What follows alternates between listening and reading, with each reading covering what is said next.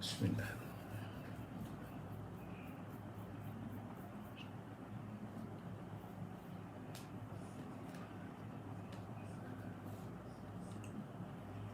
Assalamualaikum warahmatullahi taala wabarakatuh. Salam pencerahan. Apa khabar saudara Syukur Jameh? Semoga anda sihat walafiat. Tunku JB, apa khabarku? Saudara Hafiz Wan Basirun, saudara Amir Khalid. Begitu juga dengan saudara Mustafa Elias. Terima kasih saudara Mustafa hadir saban malam menemani saya. Saudara Aziz Ahmad, YM. Waalaikumsalam. Siapa dia saya tak tahu. Yam lah kot. Saudara Puan Erna Dardiri, Roland Putri Bobong, Nenek Porak, apa khabar Puan? Siti Zubaidah, Mat Hanifah, Waalaikumsalam. Juga saudara Muhammad Fuad, Waalaikumsalam, daripada Shah Alam ya saudara Muhammad Fuad. Shah Alam hujan tak? Sini PJ ni hujan rasanya.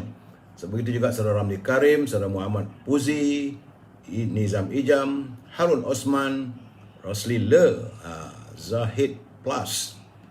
How are you Thomas Tan? Semoga sihat begitu juga dengan saudara Mifdal Aiman, Waalaikumsalam. Salam perjuangan dari Kuantan ya saudara Mifdal. Saudara Hashim Atan,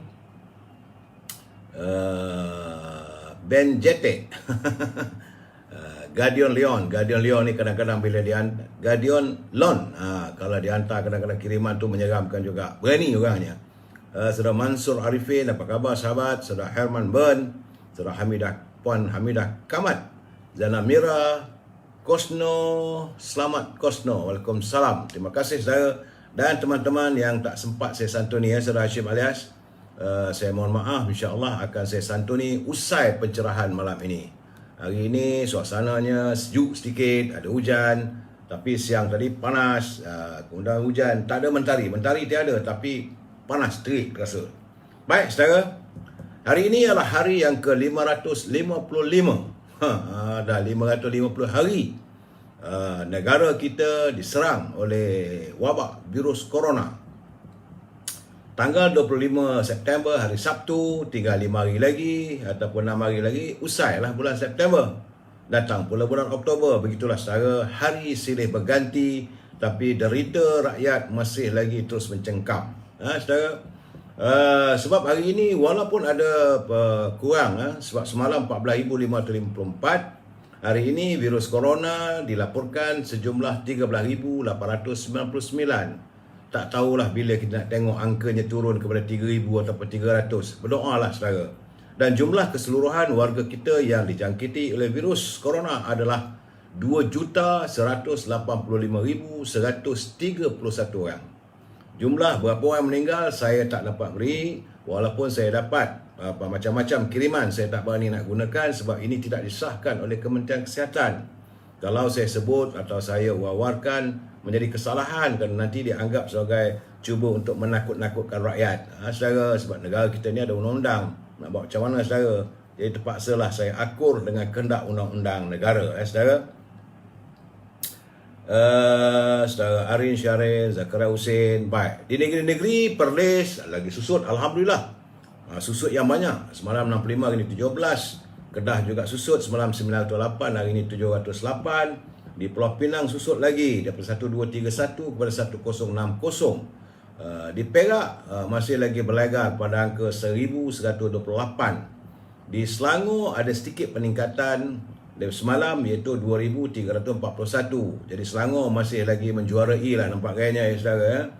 Begitu juga di Wilayah Persekutuan ada naik sedikit. Semalam 271, hari ini 310. Di Putrajaya 37, di Negeri Sembilan naik sedikit 194 daripada 157. Melaka ni tak tahulah saya macam mana, sekejap turun sekejap naik. Hari ni naik mendadak daripada 292 kepada 401. Di Johor susut banyak, alhamdulillah, daripada 1807 kepada 1377. Tapi di Pahang nampak gayanya. Sebab saya katakan negeri-negeri di pinggiran Laut Cina Selatan berhati-hati sebab di Pahang masih lagi ada peningkatan daripada 598 kepada 779. Begitu juga di Terengganu turut naik, semalam 690, hari 760. Di Kelantan juga naik daripada 910 kepada 1170. Lepas tu saya katakan negeri-negeri yang di pinggiran Laut Cina Selatan harus berhati-hati. Sebab saya lihat data-data yang saya dapat, kebanyakan negeri di sebelah Laut Cina Selatan tu peningkatannya agak ketara dan tidak mau usai, tak turun-turun lagi. Saya tak tahu dah 2 minggu dah. Bagaimanapun di Sabah dia ada sikit susut daripada 1273 kepada 962. Labuan ada naik sedikit daripada Sipar semalam, hari ini 5. Dan di Sarawak juga masih kekal pada 2712. Begitulah saya dapat bagi laporan dari negeri ke negeri. Cuma sekali lagi saya mengingatkan agar teman-teman yang tinggal di persekitaran Laut Cina Selatan, sebab virus corona nampak gayanya dia berminat duduk di sana lebih lama lagi ya. Setakat hari ini 25 September, jumlah warga kita yang dijangkiti oleh virus corona sudah pun meningkat kepada angka 438,877. Ini untuk bulan ini saudara. Bulan lalu 632,982. Itulah laporan yang dapat saya berikan secara seimbang selalu negeri ke negeri, dan gambaran yang kita lihat macam mana gelombang ataupun gelembung serangan virus corona.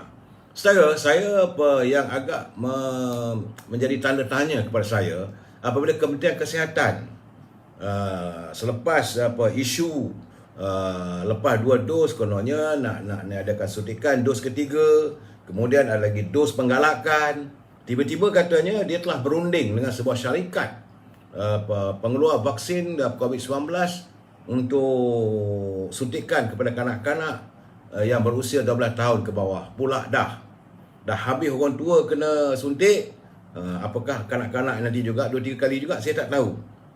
Jadi bagaimanapun Menteri Kesihatan tidak menamakan syarikat. Ini menimbulkan tanda tanya kita. Dia tak sebutkan nama syarikat mana yang mengeluarkan vaksin untuk kanak-kanak. Sedangkan perkara yang sama itu sekarang ni heboh di England dan juga di negara-negara Eropah. Mereka ibu bapa membantah tindakan kerajaan negara tersebut mau memberi suntikan vaksin. Saya dah cakap berkali-kali, yang kita mahu bukan vaksin, yang kita kendaki adalah ubat. Kalau kita dijangkiti oleh virus corona, apa ubatnya, bukan apa vaksin. Vaksin dah tahu, dah kenal dah. Jadi kalau saya tak tahulah menteri ni, mungkin dia bijak sangat lah. Sebab bagi saya lah, saya tidak nampak ada keperluan. Begitu juga ini Datuk Arham Baba, Menteri Sains dan Teknologi, beralih daripada Kementerian Kesihatan, dia pergi Sains dan Teknologi. Sekarang ni pula katanya dia sedang mau menghasilkan vaksin untuk COVID-19, tapi bukan untuk tahun ini. Dijangka dia kata Malaysia akan mengeluarkan vaksin sendiri menjelang 3 hingga 5 tahun akan datang. Pula dah, kenapa tak buat dari dulu lagi? Jadi persoalan-persoalan begini saya tak tahu. Bagi saya buatlah asalkan yang terbaik, asalkan jangan sampai tiba-tiba vaksin yang sepatutnya untuk virus corona tiba-tiba jadi vaksin Spanish fly pula Lah saya rasa lah kadang-kadang mereka mewujudkan suasana seperti joke. Ini bukan soal lawak jenaka. Ini sebab itu kadang-kadang saya kata mereka ni macam badut lah, buat kenyataan suka-suka, kemudian harapan. Jadi sejauh mana benda itu boleh direalisasikan? Saya lebih berminat kalau Menteri Kesihatan, Menteri Sains dan Teknologi membuat pengumuman, kita telah menemui, mengesahkan inilah ubat terbaik untuk jangkitan virus corona. Sepatutnya begitu. Bukan lagi cari vaksin lagi, suntik lagi, cari vaksin lagi, suntik lagi. Sampai bila? Apakah kita, warga negara kita ini sebagai jadi tikus-tikus makmal? Ini saya bukan menentang vaksin, saya dah ambil 2 dos. Tetapi masalah sekarang ni, saya rasa macam mereka tak puas hati dengan vaksin ni. Sekarang ni Saudara Johan King, sekarang ramai pelajar-pelajar tingkatan 4 dengan 5 telah dicucuk vaksin mulai 21 September. Iyalah, kita okey, tak ada masalah kalau itu sebagai antara usaha untuk pencegahan. Yang kita nak sekarang ni, bagaimana kalau orang tu dijangkiti dan apa ubatnya? Sekadar cegah saja tak boleh juga itu saudara. Itu maksud saya. Apa ubat vaksin? Betul Jas Alamin. Saya dah berapa malam dah saya bercakap. Yang kita tuntut sekarang, kita habis duit berbilion, bukan berjuta dah, saudara. Negara menggunakan wang begitu banyak, tapi nanti sampai saat ini tidak ada lagi ditemui vaksin ubat yang tuntas. Sedangkan negara lain boleh gunakan, tak tahu macam-macam ubat lah dia boleh gunakan. Kita pun bukan tak ada. Kalau ikut dari segi sunnah Rasulullah, ubat yang terbaik segala penyakit adalah habatus saudah. Sumek ada. Sebab baginda Rasulullah menyatakan bahawa tidak ada ubat kecuali mati, iaitu habatus saudah. Dan Jerman juga mengesahkan, negara Jerman mengesahkan, dia tak katalah habatus saudah, tapi dia mengatakan itu adalah sebagai black seed oil. Jadi kalau orang negara Eropah boleh begitu, kenapa kita tidak mau buat kajian ke arah itu? Ini yang saya hairan, yang timbul kemusykilan. Yang kita nak ubat, Angah mau vista. Kita mau ubat, kita bukan vaksin. Vaksin kita dah tahu dah letih dah dengar cerita vaksin ni. Tak habis-habis. Setiap kali suntikan, duit keluar. Itulah saudara. Baik saudara. Usai cerita vaksin, usai cerita COVID-19, kita masuk sedikit tazkirah singkat, iaitu Syekh Muhammad bin Saleh Al-Utsaimin rahimahullah. Dia pernah menjelaskan bahawa sebahagian orang tak kala bersedekah untuk fakir miskin atau untuk orang yang lain, maka mereka merasakan bahawa mereka telah mengamalkan amalan yang mulia dan menganggap sedekah yang mereka keluarkan itu sangat berarti. Adapun tatkala mengeluarkan harta mereka untuk memberi nafkah kepada keluarganya, maka mereka seakan-akan merasa tak ada apa-apa. Sedangkan memberi nafkah kepada keluarga hukumnya wajib, dan bersedekah kepada fakir miskin hukumnya sunnah. Jadi Allah lebih mencintai amalan wajib daripada amalan sunnah. Bukan kita tak boleh bersedekah, tapi amalan bersedekah amalan memberi, utamakan keluarga dulu. Family come first, brother. Jadi dari Abu Hurairah, Nabi Muhammad SAW menyatakan, 1 dinar yang kau keluarkan di jalan Allah, lalu 1 dinar lagi yang kau keluarkan untuk memerdekakan seorang budak. Zaman dulu ada hamba dan sebagainya. Dan 1 dinar yang engkau keluarkan untuk seorang miskin, jika dibandingkan dengan 1 dinar yang engkau nafkahkan untuk keluargamu, maka pahalanya lebih besar dari amalan kebaikan yang disebutkan tadi. Maksudnya, kalau 1 dinar itu digunakan sedekah, 1 dinar itu digunakan untuk memerdekakan hamba, ataupun 1 dinar lagi untuk mencari pahala bersedekah, sedangkan 1 dinar juga kamu keluarkan untuk keluarga, dan baginda Rasulullah menyatakan itu lebih afdal. Kerana Imam Nawawi menjelaskan keutamaan nafkah bagi keluarga dan hamba sahaya, serta dosa bagi orang yang melalaikan dan menahan nafkahnya untuk mereka.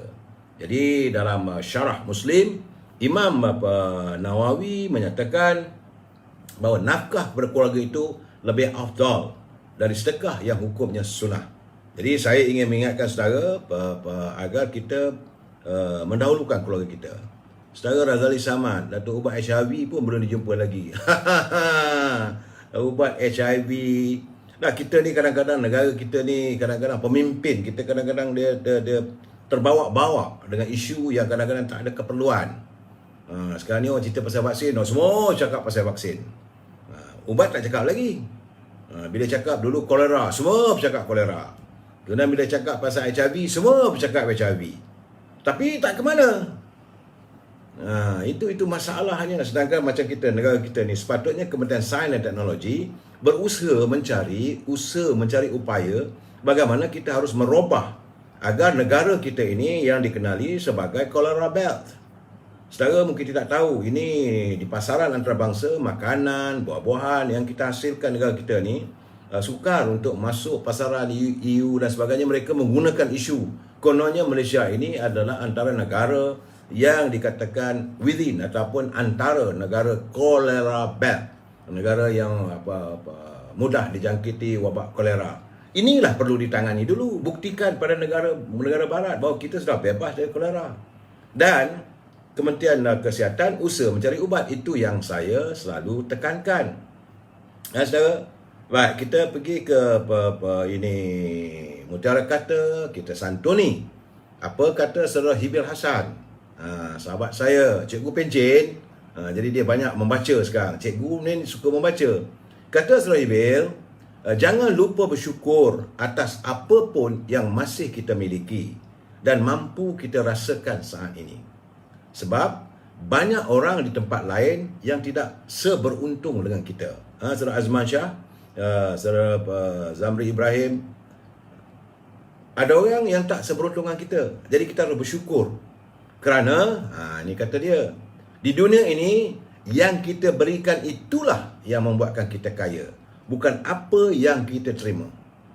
Sebab itu dalam Islam menggalakkan kita bersedekah, kita memberi. Saya dalam bab-bab memberi ini, saya tadi berbual dengan kawan-kawan apa semua, saya katakan bahawa kadang-kadang warga yang tinggal di desa, di luar bandar, sebenarnya mereka adalah warga yang sentiasa memberi. Sementara warga kota raya ni selalunya menerima. Kalau kita balik kampung, kita dapat buah-buahan, pohon memberi buah pada kita. Pohon-pohon yang subur, hijau, udara yang bersih memberikan kita tenang mata memandang, ketenangan fikiran, oksigen yang lebih. Kalau bayu berpuput di tepi pinggiran sungai ataupun laut, kita rasa tenang dan damai. Sementara hidup di kota raya ini kita menerima, kita terima segala kesesakan, aspal ataupun asap daripada mobil, asap daripada kilang-kilang yang kita sedut. Dan juga warga di kota ni dia minta daripada kita, jadi kita kena memberi. Itu keadaan secara berbeza dengan di tinggal di luar bandar. Sebab itu kadang-kadang ada waktunya eloklah balik kampung. Tapi nak buat macam mana sekarang ni, nak balik kampung pun tak boleh. Aduhai, tak tahulah.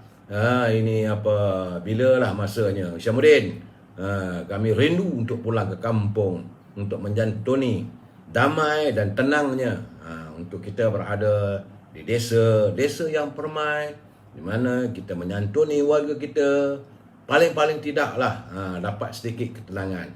Apabila fikiran kita tenang, maka banyaklah ilham-ilham datang. Itu keadaan saudara ya. Tenangnya desaku. Saudara Mazlam Ramli, rakyat dah tak tahu nak fikir, nak cakap dah hal vaksin ni. Sebab itu saya kata tak payah kita cakap pasal vaksin ni, kita bercakap kedamaian desa permai, desaku yang permai. Sebenarnya saya rindu pada desa saya di pinggiran Sungai Dinding, sungai tapi luas, boleh memancing, boleh memukat, boleh megawai, menikmati enaknya lauk pauk yang dihasilkan dari tangkapan laut itu yang fresh. Ya, saudara, apa khabar saudara Mansur Mustafa? Kalau saudara Mansur juga ada live-nya, saya sentiasa menonton. Tapi saudara Mansur Mustafa, dia live dia ada lagu-lagu. Sedap, seronok saya dengar lagu itu. Hiburan sambil kita mengalihkan pandangan. Tapi sebagaimana saya katakan, kalaulah ada kesempatan, pulanglah ke desa. Gamitan desa melambai-lambai kita. Nyur melambai-lambai. Ya, macam mana kata Bung Karno lah. Selagi di mana ada tepian pantai, ada pohon kelapa melambai-lambai, ada bangau di atas kerbau, ada sawah padi, disitulah ada bangsaku bernama Melayu. Sebab itu saya cintakan bangsa saya cintakan negara saya, dan saya mudah tersentuh apabila orang mencabar bangsa saya, apabila ada orang mau saya melihat memperlekehkan negara kita ini, saudara ya. Baik saudara, salam impian moratorium dan kumpulan wang simpanan pekerja RM10,000. Berbelanja tanpa had, negara akan muflis. Untuk moratorium sehingga saat ini masih lagi beku. Tak tahu, cakap saja, tapi pengumuman diberi. Ya, amat-amat pada menteri pun dah kata boleh. Menteri Kewangan dulu kata boleh, tapi sehingga saat ini masih lagi ramai teman-teman yang diburu oleh pegawai bank bertanya bila nak bayar ansuran dan sebagainya, dan sedang dalam keadaan mereka susah. Kalau dapat pun wang bantuan yang kita terima daripada BPR apa semua tu, bantuan COVID ni, bukannya dapat nak boleh bayar untuk bank pun, sewa rumah pun tak lepas. Itulah keadaan saudara. Dan nak minta wang dari kumpulan simpanan pekerja masih lagi berbelok-belok alasannya. Baik saudara, tajuk perbincangan kita malam ini adalah helah orang politik. Orang politik ni banyak berhelah. Kadang-kadang kita pun bosan nak dengar, mencipta kepelbagaian retorik yang tak menentu. Apakah mereka ingat kita ni anak-anak kecil yang boleh diberi gula-gula, guna kita diam? Ini keadaan saudara ya. Baik, sebelum saya memberi pencerahan, kita santun dulu pantun Pak Nazil. Kata Pak Nazil, pasang pelita di anjung depan, duduk berlama sambil berlunjur. Janganlah kita salah anggapan. Segelintir cuma pemimpin tak jujur. Itu betul. Sebenarnya bukanlah saya katakan semua pemimpin tak jujur. Ada pemimpin yang tak jujur, ada yang jujur. Tapi selalunya yang jujur itulah yang disisihkan. Pemimpin yang menyantuni rakyat inilah disisihkan. Tapi pemimpin tidak jujur, yang bijak berkata-kata, bijak berpolitik, bijak berlakon, mereka inilah yang saya selalu anggapkan mengenai sebagai tidak jujur. Jadi Pak Nazil menyantuni kita supaya kita faham. Katanya lagi, isteri Pak Saleh menggoreng keli, lemak berlidah bersantan kelapa. Pemimpin boleh dijual beli, fikirlah anda, ibaratnya apa?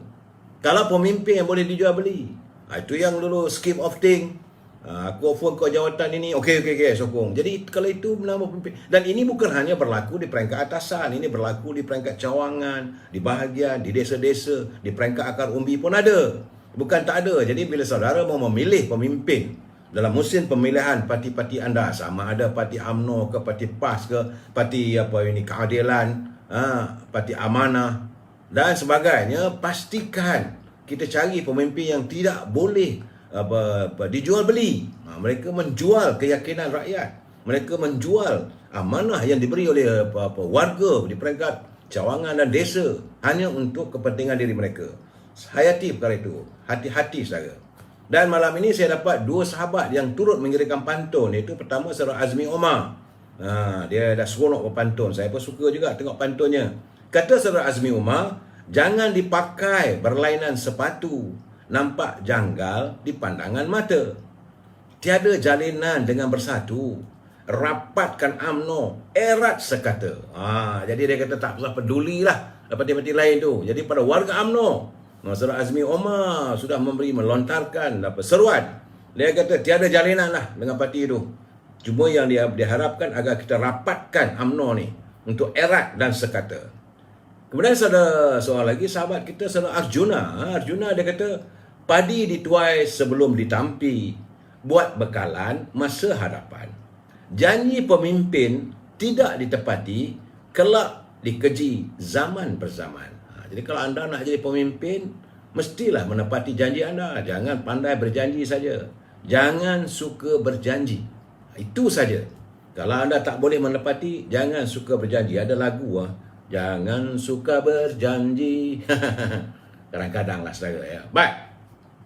Seperti biasa, saya harus memberi peringatan kepada mereka yang menyunting live saya ini dimasukkan dalam live channel YouTube dan sebagainya, maka anda bertanggungjawab atas setiap suntingan anda ya. Fazilah Abdul lebay LG lah pula. Sabar.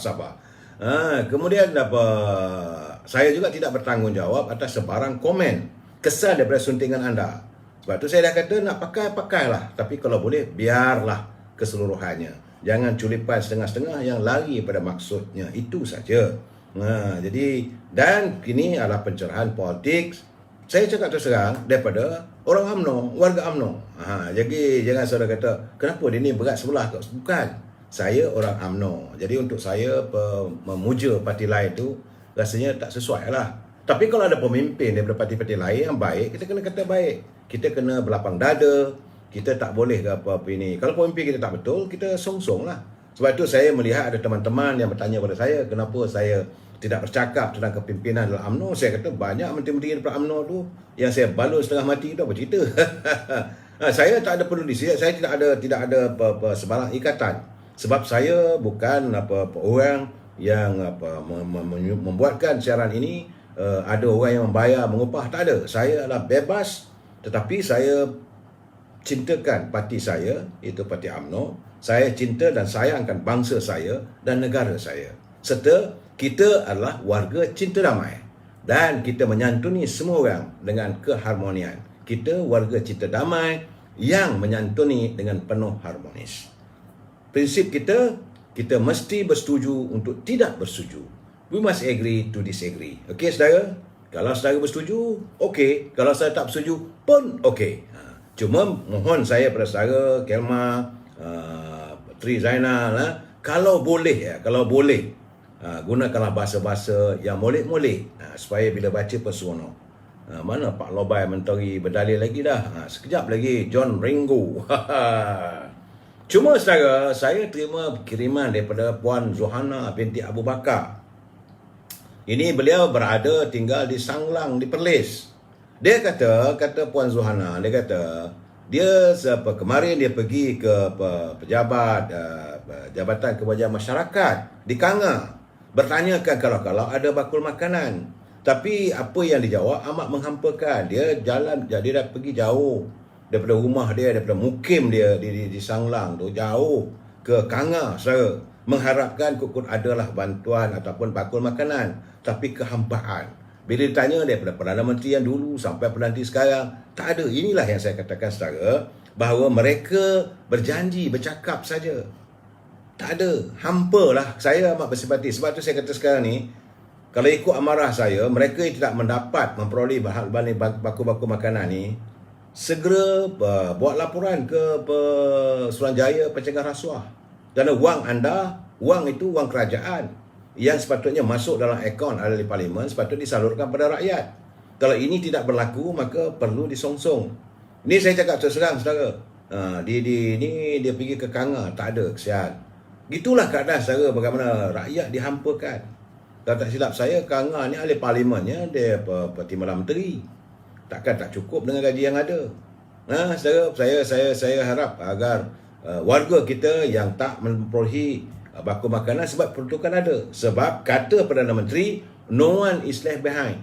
Begitu juga kalau tak dapat wang daripada bantuan prihatin, boleh buat laporan. Sebab ini dah, bila Perdana Menteri mengumumkan, bila Menteri Kewangan mengumumkan, artinya bajet dah disediakan, dah dimasukkan dalam bank-bank itu. Cuma pelaksanaan, sebab itu saya katakan birokrasinya ketat sangat. Patutnya relax kalau sikit. Tapi tak mengapa, kalaulah pegawai-pegawai di situ masih lagi banking, bakul mana ada bakul, sampah adalah John Ringo. Itulah keadaan saudara. Ini yang membuatkan rakyat amat marah. Saya dah katakan bahawa kalau tak menentu, kalau keadaan begini berterusan, saya tidak yakin Yang Berhormat Datuk Ismail Sabri boleh bertahan lama. Kerana beliau akan mengulangi nasib bagaimana yang dialami oleh Tan Sri Muhyiddin. Sebab bila pelaksanaan setiap dasar yang dilakukan tidak mencapai matlamat, akhirnya rakyat bosan. Bila rakyat bosan, rakyat akan memberontak. Bila rakyat memberontak, suka tak suka, maka pintu untuk berundur dialurkan oleh rakyat. Saudara, ini keadaannya. Dan saya amat terkejut apabila Ketua Pegawai Eksekutif Kumpulan Wang Simpanan Pekerja, Datuk Seri Amir Hamzah Azizan, dia kata bahawa kesan daripada pandemik COVID-19 ini, maka banyak kejatuhan yang ketara daripada simpanan pekerja-pekerja. Memanglah orang dah tak ada kerja, tak payah disebutkan. Sebab dia kata bahawa 46% pesara, dia bimbang kerana ada 46 ahli-ahli yang berumur di bawah 55 tahun hanya mempunyai kurang daripada 10,000 dalam simpanan mereka. Kita tahu, bukan kita tak tahu. Kalau dia ada 10,000 simpanannya, bagilah dia keluar 2,000 ke 3,000 ke, bukan suruh keluarkan semua. Tetapi bagaimana yang 54% lagi? Yang saya katakan ada yang simpanan sampai 1,000,000, ada 500,000, 200,000, 300,000. Jangan bagi hell lah. Jangan kena nak tunjuk bahawa seolah kamu ni prihatin sangat. Bahawa ini kamu tunjukkan yang bawah memanglah ramai. Sebab ada juga, sebab tambah pula bila kata di bawah usia 55 tahun. Ada yang baru kerja, tiba-tiba diserang oleh virus corona, ekonomi menghudung, umur dalam 30 tahun, baru mencarum dalam 45 tahun. Kalau carumannya dalam 1,000 setahun, baru 5 tahun. Itu bukan alasan. That is not the excuse for you to say bahawa pengeluaran tak boleh diberi sepenuhnya atas permintaan. Kita minta 10,000. Bukan kita minta 10,000 tuntas semua orang. Tidak. Do understand. Kadang-kadang jadi bengong semacam. Pasal apa? Rakyat minta hak dia. Kalau dia punya simpanan ada 100,000, yang dia minta semua 10% daripada simpanan dia. Kalau dalam simpanan dia ada 500,000, Dan dia minta 50,000. Kalau ada sejuta, 100,000, boleh dia memula kehidupan baru dia. Yang kamu bagi alasan bawah 46%, di bawah 10,000 ni apa hal? Kenapa you specific? Kenapa anda menyebut perkataan 10,000? Apakah anda nak menafikan tuntutan daripada Tun Sri Najib, daripada Presiden UMNO, daripada pemuda UMNO, rakyat semua minta 10,000. Jangan nafikan. Kalau mereka ada simpanan melebihi, bagilah. Bagilah 2 juta baru boleh makan. Tak, saya cakap terang, bukanlah saya nak bercakap. Kadang-kadang saya kata, orang kata buat lawak bodoh. Saya minta maaf. Buat lawak yang bukan-bukan. Memang kita tahu ada penyimpan yang simpanannya dalam 3,000 je. Takkan ada orang gila minta 10,000. It's illogical. Jadi kalau simpanan 3,000, 4,000 atau 5,000, bagilah dia 1,000 dulu. Tetapi kalau simpanannya mengatasi 100,000, saya yakin banyak ramai, berjuta. Jadi berilah mereka mengeluarkan untuk kehidupan mereka. Dan kalaulah setiap rakyat yang mempunyai simpanan lebih daripada 100,000 dapat 10,000 secara tuntas, maka bergeraklah ekonomi itu. Jangan dah beri alasan Datuk Seri Amil. Jadi saya tengok lepas seorang yang jadi ketua eksekutif dekat Kumpulan Simpanan Pekerja ni memberi alasan. Kita sekarang ni bukan masa untuk memberi alasan, untuk pelaksanaan. Action oriented. Itu saja yang kita minta. Soal COVID ke, soal vaksin ke, itu soal kedua. Rakyat susah. Nak bagaimana kalau mereka yang berusia 55 tahun ke atas pula tu ada simpanan 100,000 lebih. Nak minta 10,000 tak dapat. Tiba-tiba usia tak lama. Apa nak jadi pada duit? Bila masa dia nak rasa nikmat hasil simpanan dia? Sekarang ni dia kena susah. Bayarkanlah. Bukan dia orang lain pun, bukan duit you. Bukan anda punya wang mereka. Itu keadaannya lah saya. Sebab itu saya bersetuju dengan saudara Ibjah. Dia hantar kiriman, dia kata kalau boleh lah, dia kata janganlah Perdana Menteri lantik lagi orang bank jadi Menteri Kewangan. Sebab dia fikir nak jaga bank saja. Ni kecewa sangat Ibjah ni. Asyik-asyik dia kata dulu Perdana Menteri Kerajaan Perikatan Nasional, orang bank jadi Menteri Kewangan. Jadi permintaan kita tentang moratorium dan sebagainya seolah tidak dilayan. Datang pula kerajaan satu keluarga Malaysia ni pun sama juga, orang bank juga. Seolah macam tak ada orang lain katanya. Pulanglah ini, saya tak tahu, saya mula menyampaikan saja saudara Ibjah. Saudara Mizi Kamisdi. Saudara Mizi dia mengantar kiriman, dia menyatakan saya rasa okey. Mungkin saudara Mizi ini mewakili anak muda. Anak-anak muda. Sebab dia kata orang muda sekarang ni, dia kata habis saja IPTA ataupun IPTS, Institut Pengajian Tinggi Awam ataupun Institut Pengajian Tinggi Swasta. Habis saja tamat pendidikannya dah pikul hutang. Itu belum kerja lagi, tapi dah kena bayar hutang PTPTN lah, hutang MARA lah, dan macam-macam hutang. Semalam saya berbual dengan Yang Berhormat Muda Tengku Razli Hamzah. Beliau pun faham keadaan begitu. Apa yang saya bual dengan Tengku semalam, saya bagi sikit-sikit supaya faham. Saya tak boleh ceritakan semua saudara, nanti penuh sangat. Sebab kita membincangkan juga tentang untung nasib anak-anak muda PTPTN ini. Hutangnya tinggi, dan yang mereka yang mengambil hutang daripada PTPTN ini adalah boleh katakan warga Bumiputera yang sepatutnya dijamin oleh perlembagaan. Ada peruntukan untuk mereka mendapat biaya beasiswa menimba ilmu, kerana beasiswa itu terletak di bawah kuasa Duli Yang Mulia Yang Tuan Agong dan Raja-Raja Melayu.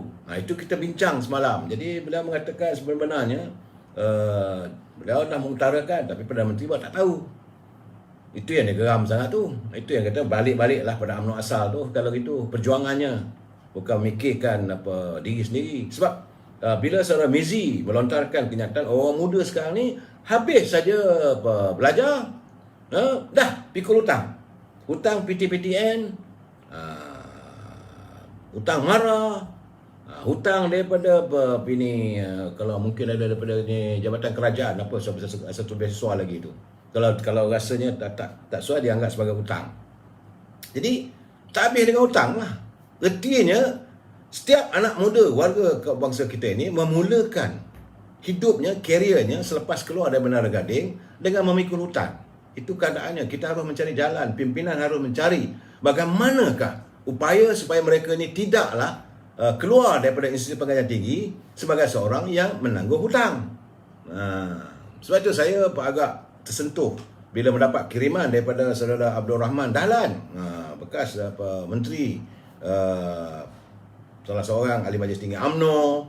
Dia kata bahawa sekarang ini 2 hari lalu, dia kata mungkin dia sekarang ni berada di negara Arab.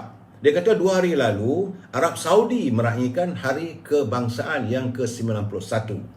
Tapi dia kata di seluruh bumi Arab itu sekarang ni terhias dengan bendera warna hijau dengan berlatar belakangkan tulisan putih, iaitu La ilaha illallah Muhammadar Rasulullah.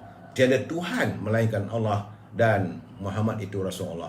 Begitu negara Islam sepatutnya kita masjid dibuka. Ini keadaannya. Kemudian walaupun majlis rasmi banyak tertumpu katanya di Riyadh, tapi di Mekah pun sama juga, orang dah mula pergi mengerjakan umrah dan sebagainya. Cuma yang agak menariknya, dia kata dan agak mempesonakan, kerajaan Raja Salman Abdul Aziz sekarang ini katanya terang giat melakukan transformasi dan reform Islah yang mengubah hala tuju struktur ekonomi dan sosial Arab. Langkah-langkah drastik dan dramatik, tapi berhemah, bertimbang rasa dan memahami diambil untuk mengubah dasar lama dan memperkenalkan dasar-dasar baru. Ini sedang berlaku di negara Arab, saudara. Jadi pendekatan yang lebih pragmatik dan sesuai ini mengambil kira dengan kedudukan dengan realitinya. Cuma dia kata, saya agak tersentuh, dia kata dalam keadaan ini, beliau bekas menteri dulu zaman era yang berhormat Datuk Seri Najib jadi Perdana Menteri dulu. Dia kata dia teringat bahawa ada pertemuan, ada perbincangan antara kerajaan Malaysia dengan kerajaan Arab Saudi, di mana pegawai dan pemimpin-pemimpin kerajaan Arab Malaysia, Arab Saudi juga turut teruja untuk mengkaji pelan transformasi kerajaan ataupun Government Transformation Plan atau GTP, pelan transformasi ekonomi, Economic Transformation Plan ETP, dan dasar strategik Lautan Biru, National Blue Ocean Strategic, NBOS, yang diperkenalkan oleh Kerajaan Barisan Nasional pimpinan Datuk Seri Najib. Dan sekarang ini Arab pun melakukannya. Ini adalah merupakan satu idea besar, satu transformasi ekonomi Malaysia yang dibawa, yang dicetuskan oleh Datuk Seri Najib dan pegawai-pegawai ekonomi Malaysia, di mana adanya kita mengubah subsidi pukal kepada subsidi bersasar. Dan waktu itu kita memperkenalkan pemindahan tunai, iaitu cash transfer seperti BRIM. Dasar menggalakkan penglibatan pihak swasta yang lebih komprehensif. Dasar penyampaian perkhidmatan kerajaan yang mudah dan cekap. Dasar pengurangan birokrasi perkhidmatan awam serta pendekatan cukai yang lebih pragmatik seperti GST. Inilah yang sedang dilakukan di Arab, dan sekarang ini beliau melihat bahawa ekonomi negara Arab, memanglah dia kaya dengan minyak apa semua, sedang bergerak maju. Dan negara Arab ini dijangka sedang melakukan pelan perancangan mereka untuk tahun 2030. Kita hari Isnin nanti, yang membawa Perdana Menteri akan membentangkan untuk rancangan Malaysia yang ke-12. Itu untuk 21, 5 tahun lagi, 21, 22, 23, 24, 25, 26. Tapi Arab dia terus pergi ke 2030 dan mengambil modul daripada pemikiran dan yang dilontarkan sewaktu pertemuan antara Raja Arab Saudi dengan Datuk Seri Najib. Ini saya lihat kenyataan. Sebab saya kata kalau betul, kita kata betul. Kalau tak betul, soal lain. Jadi bagi saya lah, sebab negara Arab itu dia ada sumber minyak dan gas. Dan mereka sedar lambat laun akan pupus. Sebab itulah Malaysia dah mewujudkan kita punya tabung. Tabung amanah yang pun itu tabung ini kalaulah bila negara tidak lagi punya minyak, tak lagi punya gas, jadi ada wang itu boleh kita gunakan. Ini yang saya lihat, saya rasa Riyadh ataupun Arab Saudi sedang melaksanakan reform ataupun islah ekonomi mereka. Ya, saya haraplah kepimpinan yang ada ini benar-benar melaksanakan setiap apa yang dicetuskan oleh pimpinan terdahulu. Jangan tunjuk pandai. Kalau dulu kita dah banner dulu sistem GST, tak payah nak rombak. Bayar terbaik. Itu kalau nak tunjuk pandai, buang GST, balik SST. Akhirnya barang tak terkawal sampai hari ni. Dah jadi kucak-kacir. Saudara. Baik, itu sekejap lah sedikit, saudara. Sebab saya dapat kiriman begitu, saya tersentuh lah. Saudara. Cuma sekarang ni, pengurusi perhubungan Parti Bumi Putera Perkasa. Ini Saudara Datuk Dr. Aziz Jamaluddin Mat Tahir. Beliau menuntut supaya Menteri Wilayah Persekutuan Datuk Seri Syahidan Kasim dan juga bekas penyandang jawatan mantan lah Menteri Wilayah Persekutuan Tan Sri Anwar Musa tampil memberikan penjelasan berhubung pemberian hak pembangunan tanah di Jalan Pil di Wilayah Persekutuan. Sebab ini dah heboh dah lama, seminggu lamanya. Dan mereka tidak boleh lari daripada tanggungjawab ini. Sebab katanya tanah seluas 2.9 ekar atau 2.9 ekar itu didakwa diberikan kepada syarikat milik salah seorang pengarahnya yang bukan saja merupakan jiran menteri, malah anak kepada kakak menteri. Jadi keadaan begini perlu apakah ada elemen rasuah? Sedangkan kita warga yang tinggal di Kota Raya Kuala Lumpur tak dapat apa. Itu keadaan sebenarnya. Jadi menurut Datuk Aziz, pihaknya terkejut dengan pendedahan yang dibuat oleh bekas mantan Menteri Wilayah Persekutuan Saudara Khalid Samad berhubung perkara tersebut yang disiarkan menerusi sebuah laman portal baru-baru ini. Jadi dia kata syarikat dakwa juga dikatakan hanya punya modal berbayar cuma RM100. Inilah yang kita rasakan, kita ragu syarikat itu sejauh mana dia mampu untuk membangunkan tanah tersebut. Dan akhirnya cari tokeh lah. Cari tokeh, gadai lah pada orang lain.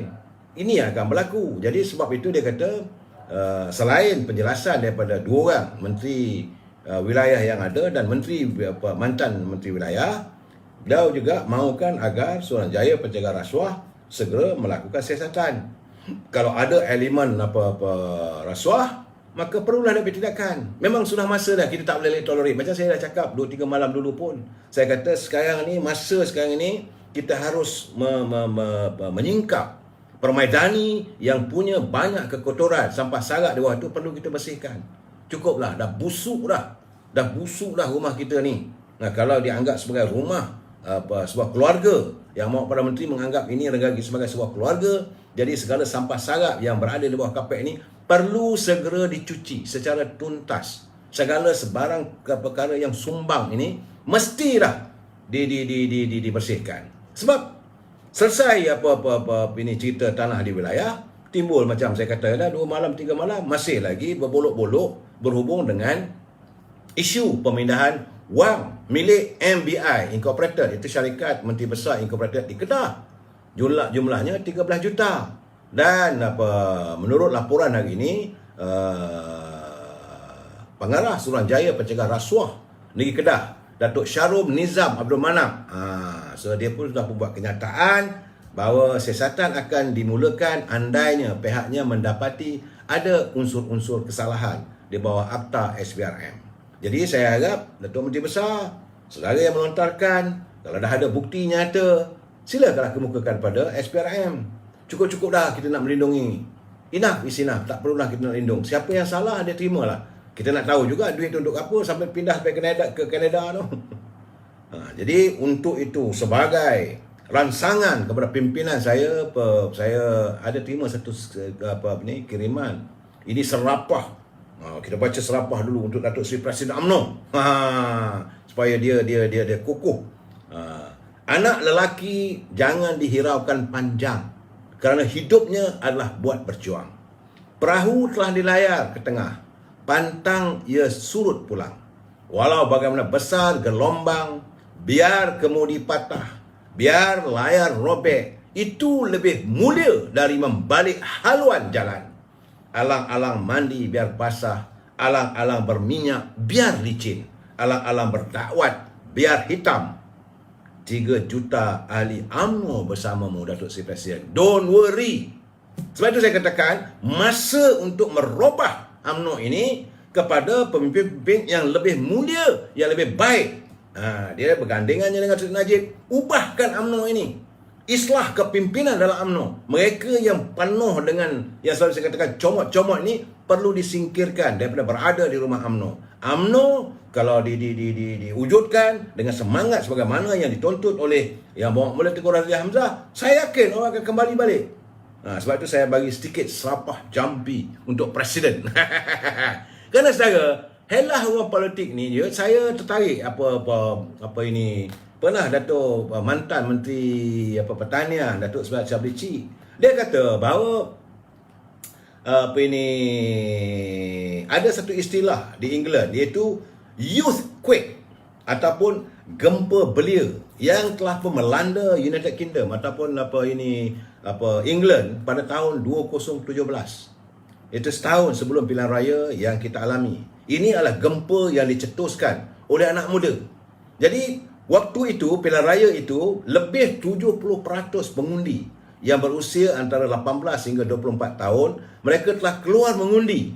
Dan mereka memberikan impak yang begitu besar kepada keputusan pilihan raya negara ini England.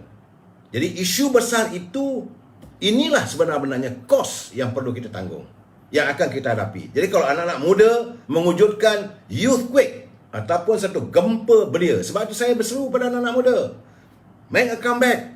Mari bersama-sama kita olah balik perjuangan bangsa kita. Jadi apakah youthquake ini akan berlaku di negara kita dalam pilihan raya 2015? Jangan lupa saudara, ada 10 juta pengundi muda yang akan menjadi penentu. Jadi kalau anda buat tak tahu, tak nak mendaftar, buat sambil lewa, jadi ini masalah. Tetapi kalau anda mewujudkan youthquake, iaitu gempa muda, gempa anak muda yang sanggup ke depan, bertarung, membujur lalu, melentang patah, maka kita mampu untuk merubah landscape politik negara kita ini. Saudara bukan seorang, 10 juta saudara. Jadi sebab itu saya mengatakan bahawa saudara kakak adik Datuk Seri Najib terbaik mantan PM Malaysia. Itu memang jelas kalau negara Arab pun mengikut dia punya adunannya. Dan sebab itu saya minta supaya Presiden UMNO menyantuni anak muda. Dan saya amat berharap agar saudara Dr. Ashraf Wajudi bersama-sama dengan anak anda anak anda Ketua Puteri, supaya menyantuni setiap anak muda. Dan Datuk Norani menjadi Ketua Wanita dan beliau juga menjadi Menteri Pengajian Tinggi, santuni anak muda. Ini masanya sekarang ni. Macam kata pemimpin-pemimpin terdahulu, macam kata Umar Al-Khattab, macam kata baginda Rasulullah SAW. Baginda menyatakan bahawa kalau kamu mau tahu bagaimana keadaan generasi akan datang, kamu lihatlah anak mudanya hari ini. Itulah gambaran apa akan berlaku pada generasi yang akan datang.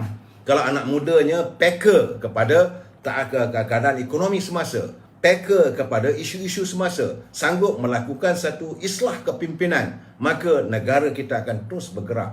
Tapi kalau anak muda itu menyisihkan dirinya, maka jadilah negara kita ini bisu dan beku. Jadi youthquake saya rasa akan berlaku di negara kita ini. Gempa boleh berlaku tanpa amaran. Macam gempa bumi, bom dia di situ. Dan akan datang siapa pula yang akan terkena, yang terkesan daripada gempa anak muda ini. Sebab itulah janji itu penting. Menunaikan janji itu juga penting. Jadi saya merasakan apa yang dinyatakan oleh Datuk Sabri Cik ada kebenarannya. Dan saya harap anak-anak muda mari ke depan. Mari bersama-sama. Saya tiap malam boleh meluangkan waktu 1 jam bersama dengan saudara. Saudara lontarkan pandangan, kita sama-sama berbincang. Saudara Dikir Nafal, bukan dunia bos Malaysia. Cik saya kata, ya ke? Mereka pun tak daftar, macam mana nak tolak? Nak sekarang ni berdaftarlah, bantulah mereka. Saudara, jadi saya agak ketawa sebab bila baca kenyataan Presiden Parti PBM, saya ketawa sebab bila dia mengatakan bahawa pilihan raya PRU 15 nanti PBM akan langgar semua kursi Parlimen UMNO. Saya kata silakan. Dan lepas tu dia boleh kata pula lagi, kalaulah PAS nak tidak bersama dengan PBM, PAS pun kita langgar. Hebatlah PBM ni. silakan, tak ada masalah. Kita memang menanti pun. Cuma tak tahu bila tarikh pilihan raya. Warga UMNO, bukan kita saja, rakyat peringkat akar umbi sekarang ni tengah menanti dengan penuh harapan cepatlah pilihan raya ini untuk menyelesaikan segala masalah. Tak payah nak warning-warning, tak payah nak sebut nak langgar. Silakan. Takut nanti siapa yang tercirit, nanti tak tahulah. Saudara. Dan bila keadaan begini, bila sebut PAS ni, saya agak simpati juga. Sebab dah seminggu saya tak mau mengulas benda ni. Tapi saya tengok perlulah saya menjelaskan. Ini warga PAS ni kena tegurlah pemimpinnya. Sebab ini masalah apabila isu kekerapan cabutan nombor ekor, judi 4 nombor ekor ni dilakukan oleh kerajaan. Sebenarnya bukan kerajaan ini, kerajaan terdahulu pun oleh menteri yang sama. Menteri yang meluluskannya adalah Datuk Zafrul punya kementerian. Dulu zaman Tan Sri Muhyiddin, Kerajaan Perikatan Nasional. Waktu itu PAS ada dalam Kerajaan Perikatan Nasional, tapi tak berbunyi pun. Jadi kita mengharapkan sebab the kingmaker. Jadi bila dia kata bahawa mereka akan sentiasa bersama dengan kerajaan, ini kerajaan kita akan membentuk kerajaan Islam. Jadi bila Datuk Ismail Sabri pula jadi Perdana Menteri, tegurlah. Tiba-tiba tak berlaku. Ini yang akhirnya membuat warga akar umbi kecewa. Kenapa PAS jadi begitu? Nah, ini membuktikan bahawa PAS gagal melaksanakan janjinya untuk menghapuskan perjudian sekiranya dia menjadi kerajaan. Kerana sekarang ni dah ada di kerajaan. Kalau saudara lihat, kalau saudara dengar setiap ucapan presidennya, judi itu menentang Allah. Setiap tindakan itu. Saya malah nak sebut benda begitulah. Nah, ni, kalau kita bercakap-cakap lagi, orang kita mengutuk. Jadi warga PAS marah kat saya. Tetapi ini realitinya saudara. Sebab itu, warga netizen, dia mencabar, dia kata kalau benarlah.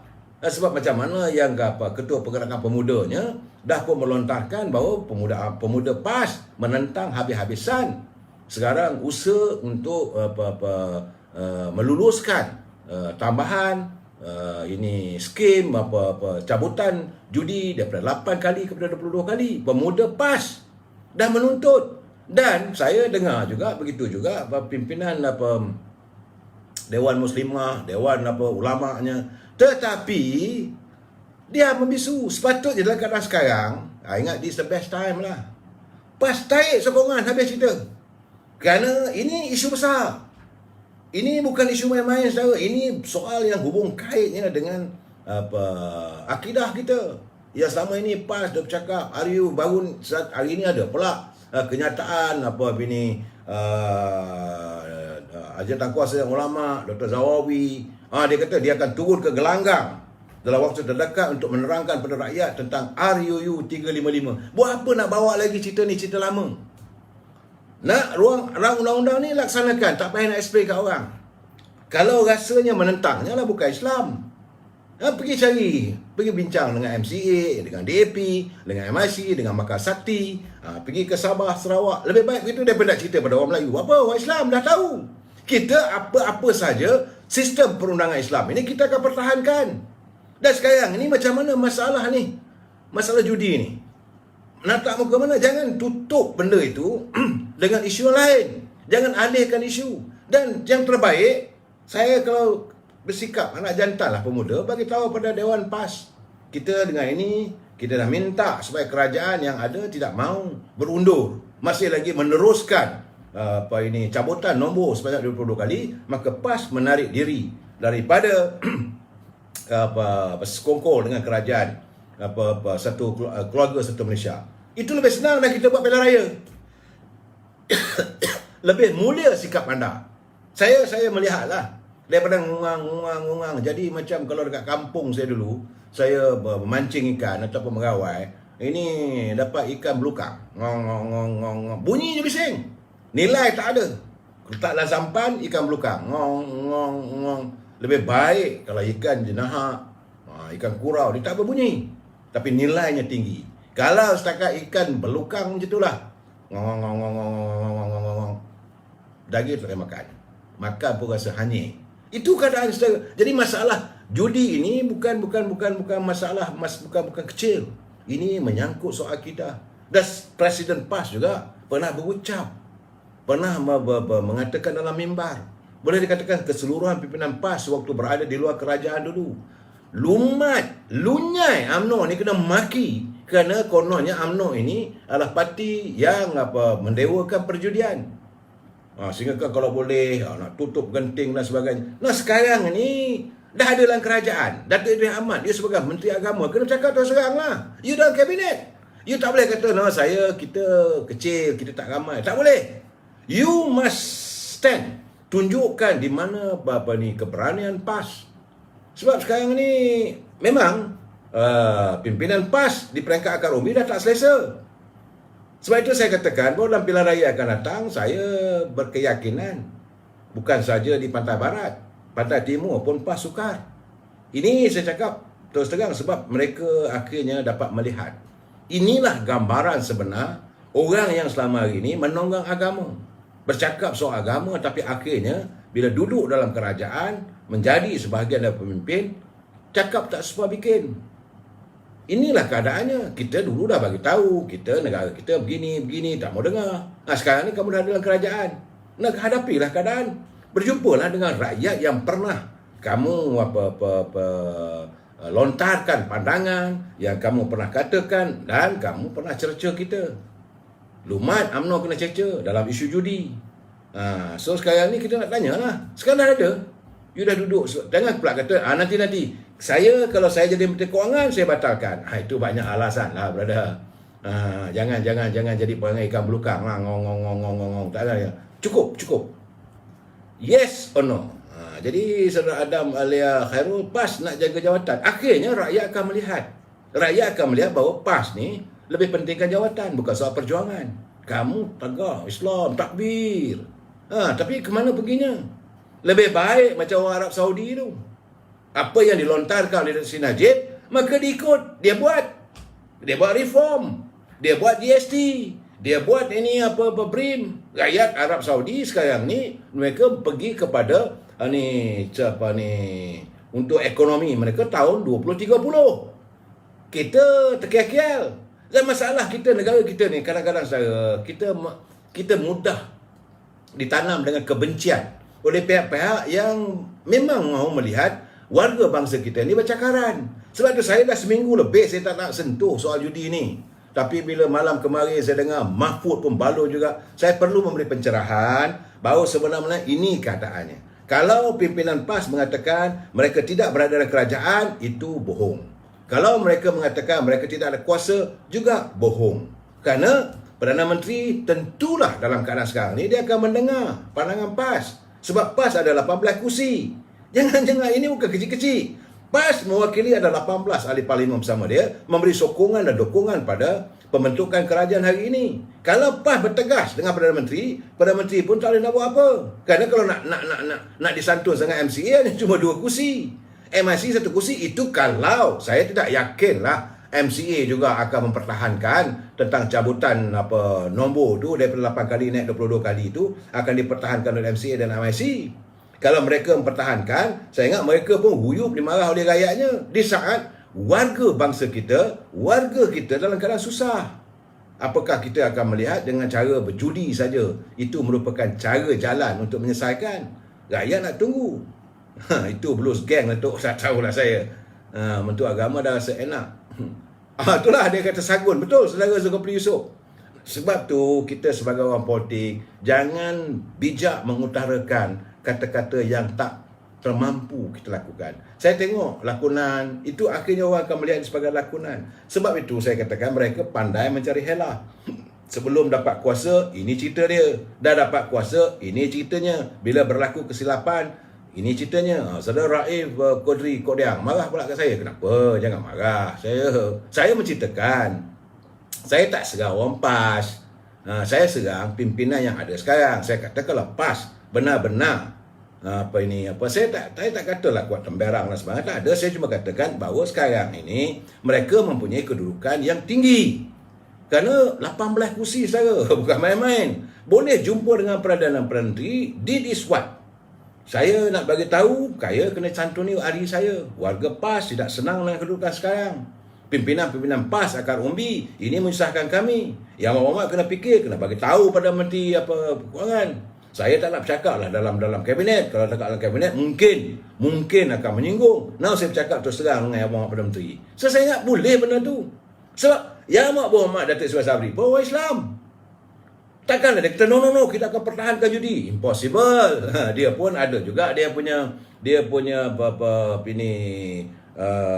pengetahuan Islamnya. Dia pun tahu bahawa judi itu haram.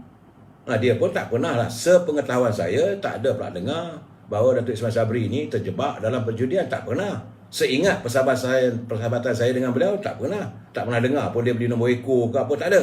Kalau kita pergi ada pertemuan di luar negeri, pergi ke London ke Amerika, tak dengar pula ceritanya dia pergi ke kasino, tak ada. Walaupun Genting Highland tu ada di Pahang, dia tak pergi.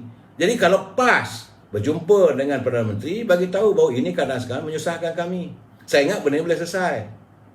Jadi ikan belukang pun mahal lah ni. Tak tahulah saya. Saya tak mau bercakap saja. Jadi orang macam Sagun apa semua. Saya mengharapkan agar isu ini dapat segera diselesaikan. Jika tidak, saya nak cakap terus terang bahawa PAS menghadapi masalah yang cukup besar dalam menghadapi pilihan raya akan datang. So, tambah lagi bila Ustaz Zawawi pula nak katakan, nak memberi penjelasan tentang RUU, ada pindahan perlembagaan RUU. Tak perlu bercakap pada warga Islam. Elok adakan pertemuan dengan pemuda MCA, dengan pemuda MIC, dengan pemuda PBS, dengan pemuda-pemuda daripada Sabah dan Sarawak.